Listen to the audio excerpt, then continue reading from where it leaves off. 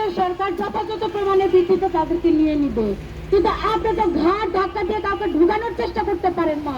কি নদী পথে, কি সীমান্ত পথে আপনি এইভাবে আপনারা লোকজনদেরকে ঢুকানোর চেষ্টা করছেন? আমরা তো এরকম বিশৃঙ্খলা দেখতে চাই না।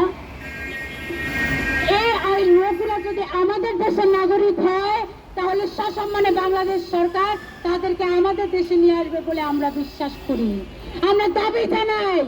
কিন্তু বাংলাদেশের নাগরিক নয়, অন্য কোন দেশের নাগরিক এমন কাউকে বাংলাদেশ নিবে না, গ্রহণ করবে না। যদি ভারত সরকার প্রমাণ দিতে না পারে যে ওই লোকগুলা বাংলাদেশের নয়, তাহলে তারা ভারতেই যেন তাদেরকে আবার ফেরত নিয়ে যায়।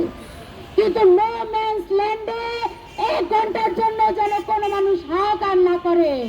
সারা পৃথিবীতে যেখানে মানবতার পক্ষে কাঁদে, সারা পৃথিবীতে যেখানে মানবাধিকারের পক্ষে কাঁদে, সেখানে ভারত মানবাধিকার বিরোধী কাজ করছে, এটা আমরা দেখতে চাই না। কেন ভারত বলবে যে বাংলাদেশের সাথে তারা মিলিত হয়ে বিশ্ব জয় করতে চায়? আমরা ভারতের সাথে যুক্ত হয়ে বিশ্ব জয় করার স্বপ্ন দেখি না। কেন ভারতীয়রা বলবে 1,80,00,000 সাথে 180 কোটির সাথে আরো 20 কোটি যুক্ত হোক, তাহলে সবাই মিলে বিশ্ব জয় করবে? দরকার নাই। আপনারা আপনাদের লোক দিয়ে যদি বিশ্ব জয় করতে পারেন করেন, কিন্তু 20 কোটি জনগণ বাংলাদেশি, আমরা খেটে খাওয়া মানুষ, আমরা স্বাধীন সার্বভৌম রাষ্ট্র, আমাদের একটা নাম আছে বাংলাদেশ, আমাদের আলাদা পতাকা আছে, লাল সবুজের পতাকা, আমাদের আলাদা মানচিত্র আছে, আমাদের 1,47,570 বর্গ কিলোমিটারের একটা সুন্দর মানচিত্র আছে। আমরা কোন দেশের খেয়েও থাকি না, পড়েও থাকি না, করতে চাই না। প্রতিবেশী দেশকে কখনো পাল্টানো যায় না। ভারত ভৌগোলিকভাবে আমাদের প্রতিবেশী দেশ, মায়ানমার ভৌগোলিকভাবে আমাদের প্রতিবেশী দেশ, ওইদিকে আছে পাকিস্তান, ওইদিকে আছে চীন, সব মিলিয়ে আমরা শান্তিতে থাকতে চাই। আপনাদের দালালি করব কিংবা আপনাদের মশাইবি করব কিংবা আপনাদের বিরোধিতা করব, এমনটা বাংলাদেশে কোনো নাগরিকের পক্ষ থেকে আমরা জানতে চাই না, শুনতেও চাই না। কিন্তু দুঃখ লাগে যখন 5ই আগস্টের পরে কোন উঠতি নেতার মুখে আমরা শুনি 7 সিস্টার তিনি দখল করে ফেলবেন।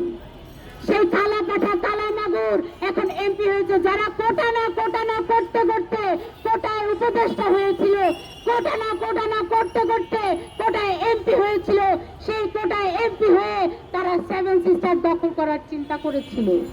এখন 7 সিস্টার দখল করতে করতে গেছে লন্ডন দখল করতে, অক্সফোর্ড দখল করতে। বলে যে অক্সফোর্ড ইউনিভার্সিটি থেকে নাকি তাদেরকে আমন্ত্রণ জানিয়েছে। তখন যদি মিথ্যা প্রমাণিত হলো, তখন আবার বললো যে অক্সফোর্ড ইউনিয়ন থেকে তারা একটা কর্মসূচিতে অংশগ্রহণ করতে গিয়েছিল, এটাও মিথ্যা প্রমাণিত হলো। আসলে অক্সফোর্ড ইউনিয়নের একটা হল ভাড়া নিয়ে তারা গেছে প্রোগ্রাম করতে। আপনার টাকা, আমার টাকা, আমাদের কষ্টের টাকা দিয়ে লন্ডনে ঘুরতে গেছে, বিনিময়ে ডিম পাচ্ছে, সেই ডিম আবার প্রতিদান হিসেবে আরেকজনকে উপহার দিচ্ছে। অথচ সংসদে আমাদের কোনো কথা তারা বলে না। আপনার আমার আমাদের কোনো কষ্টের কথা সংসদে উঠে আসে না। সংসদটা এখন যাত্রাপালা বানিয়ে ফেলেছে, মন গড়া কথা বলে এক জামাতি নেতা বলে যে 1971 সালে তার বাবা মারা গিয়েছিল, শহীদ হয়ে গিয়েছিল, অথচ সেই জামাতি নেতার জন্ম 1981 সালে। তার বাবার শহীদের 10 বছর পরে তার জন্ম। কি চমৎকারিত্ব! তারপর আবার খুঁজে পাওয়া গেছে যেই শহীদ হয়ে গেল 1971 সালে, সে আবার তার পাশে বসেই ছবি তুলছে। তার মানে শহীদ বাবা এখনো জীবিত। এই জামাত শিবির কতটা মিথ্যাচার করে দেখেন, এরা সারাক্ষণ মিথ্যাচারের উপরে থাকে।